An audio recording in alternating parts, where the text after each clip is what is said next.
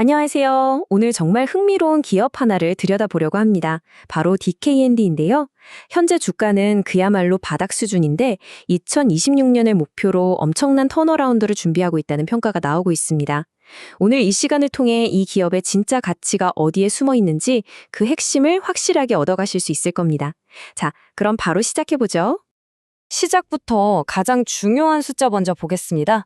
PBR. 주가 순자산 비율이 0.6배입니다.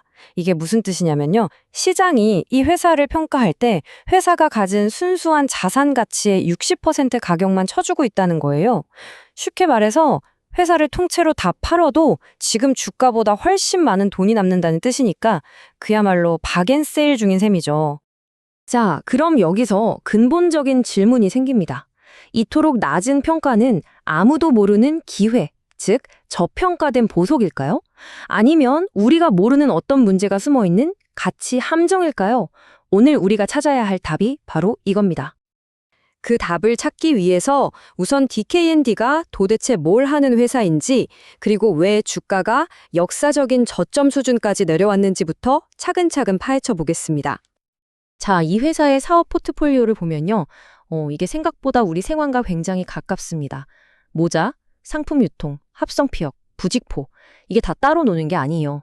예를 들어서 우리가 신는 유명 브랜드 운동화, 또 매일 타는 자동차 시트, 바로 그 안에 DKND의 기술력이 녹아들어가 있는 겁니다. 이처럼 합성 피혁과 부직포 사업은 잘 보이지 않는 곳에서 핵심 소재를 공급하면서 아주 안정적인 기반을 만들어주고 있는 거죠. 이렇게 사업 기반은 꽤 탄탄한데도 불구하고 보시는 것처럼 주가는 2021년 이후 형성된 PBR 밴드에 거의 바닥에 붙어 있습니다. 과거에는 2.1배까지도 평가받았던 걸 생각하면 지금 0.5배에서 0.6배 수준이라는 건 뭔가 좀 이상하죠? 바로 여기서부터 우리가 주목해야 할 이야기가 시작됩니다. 그렇다면 DKND는 어떻게 성장해온 회사일까요? 그 비밀은 바로 아주 영리하고 강력한 M&A 전략에 있습니다. 이 타임라인을 한번 보세요. 그냥 닥치는 대로 회사를 사들인 게 아닙니다. 아주 계획적이죠. 2014년에는 합성피혁, 2016년에는 부직포, 그리고 2021년에는 스포츠 모자, 이렇게 각 분야의 강자들을 하나씩 인수하면서 지금의 사업 포트폴리오를 아주 정교하게 완성해 온 겁니다. 그리고 그 결과가 정말 놀랍습니다. 이 표를 좀 보세요. 인수되고 나서 각 회사들이 얼마나 성장했는지 보여주는데요.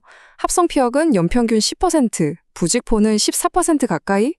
와, 근데 모자 사업은 무려 35.9%입니다.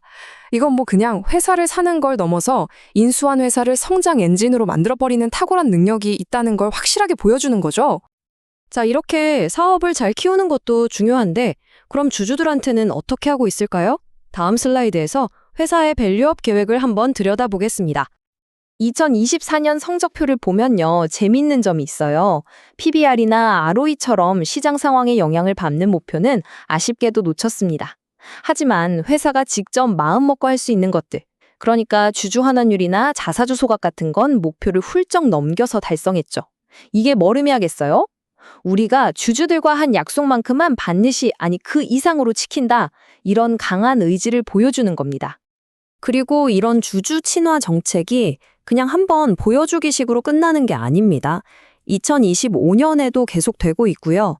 더 중요한 건 2027년까지 누적으로 80억 원을 환원하겠다. 이렇게 구체적인 기간이랑 금액까지 딱 못을 박았다는 점입니다. 투자자 입장에서는 굉장히 믿음직스러운 신호죠. 자, 그럼 이제 과거와 현재를 봤으니 미래로 한번 가볼까요? 탄탄한 기존 사업과 확실한 주주 환원 정책을 바탕으로 DKND가 그리고 있는 미래 성장 그림은 과연 어떤 모습일까요? 미래 전략은 크게 두 가지 방향으로 나뉩니다. 첫 번째는 전략적 확장. 지금 잘하는 제조 기술을 가지고 자동차 내장재나 헬스케어 소재처럼 돈이 더 되는 시장으로 들어가는 거고요. 두 번째는 혁신 도약인데 이건 한 단계 더 나아가는 거죠. 스마트 섬유나 웨어러블, 심지어 로봇 스킨 같은 정말 미래 기술들을 개발하겠다는 야심찬 계획입니다. 하지만 여러분, 모든 투자에는 동전의 양면이 있죠. 장밋빛 미래만 볼 수는 없습니다. DKND가 안고 있는 가장 큰 리스크, 바로 잠재적인 주식 오버행 이슈를 짚고 넘어가야 합니다. 오버행 말이 좀 어려운데요. 쉽게 말해 잠재적인 대규모 매도 물량이라고 생각하시면 됩니다.